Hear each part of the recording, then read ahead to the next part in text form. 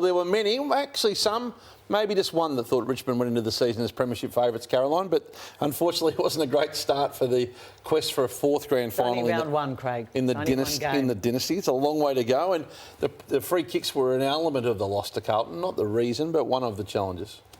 That's absolutely true, and I think what was fascinating was the 850-metre penalties. Now, everybody knows umpires, really accentuate new rules. And I know all the 50s weren't just umpire abuse and backchat, but it was pretty fascinating that no other club seemed to have any problem with it.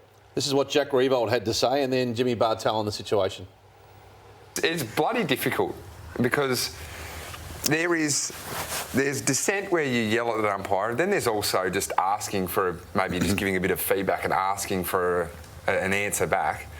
Just got to keep it PG rated. So you're dead, aren't you? Oh, shocking. Oh, petulant. And I think Damien Hardwick, we love the coach's shots to the box. He nearly threw the headset down a few times. They had Carlton on toast there for a bit, and I think it kick-started Carlton. It was senior players for Richmond. They'll reflect on it. It probably cost them 4 goals. Margin's 25 points. Players are unbelievable at adapting to rules. Melbourne gave away 8 in the NAB Challenge, or the JLT, or whatever it was. Were fantastic in round one. I think Richmond, you'll see a different Richmond this week. A massive wake-up call. It's a great way for Damien Hardwick to be able to use it against his players, to say how undisciplined they were.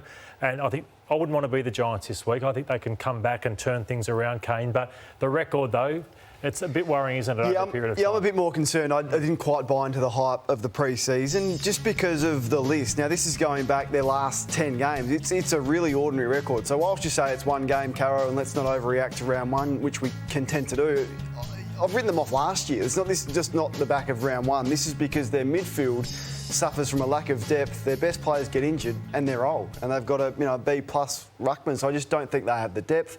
Unbelievable team. A lot of them are going straight to the Hall of Fame. But who's the B-plus ruckman? Nankervis. I don't think Nankervis is an A-grade ruckman. I don't think they have a top 8 midfield. Did you ever think he was better than a B-plus?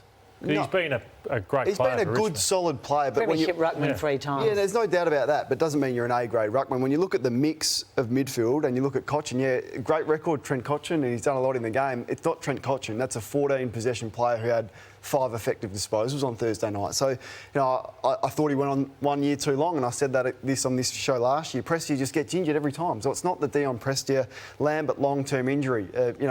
Jack Graham is a good, solid, honest battler, and Dustin Martin's probably not the Dustin Martin we've known. So I just think when you compare their midfield to the rest, and you need a good midfield, you need a good centre-bounce team to win it, they don't have that right now. They were 20 points up in the last quarter, so I think I've seen worse losses than this. But the one question I'll ask, I love Noah Bolter, I love Shea Bolton, in the peak of their powers.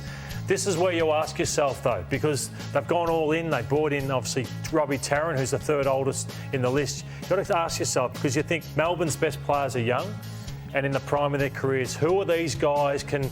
Grimes won a best and fairest last year. Can he improve? Who are these guys? Tom Lynch. Can we see Tom Lynch get back to the player he once was? Because you can't ask many more for Jack Riewoldt. You can't ask any more of Shane Edwards, Cotchin.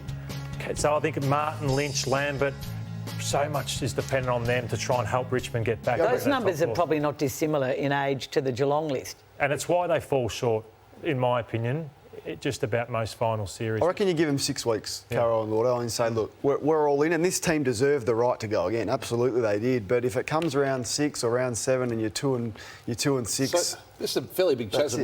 Carro's got them flag favourites. We've got to be in a rebuild in 6 weeks. Everyone's got different opinions. That's a polarising difference. It's not just on the back of round one, though. This is signs. Are you somewhere in the middle of that? I've got them. I can easily see them making I've had them 8th at the start of the year.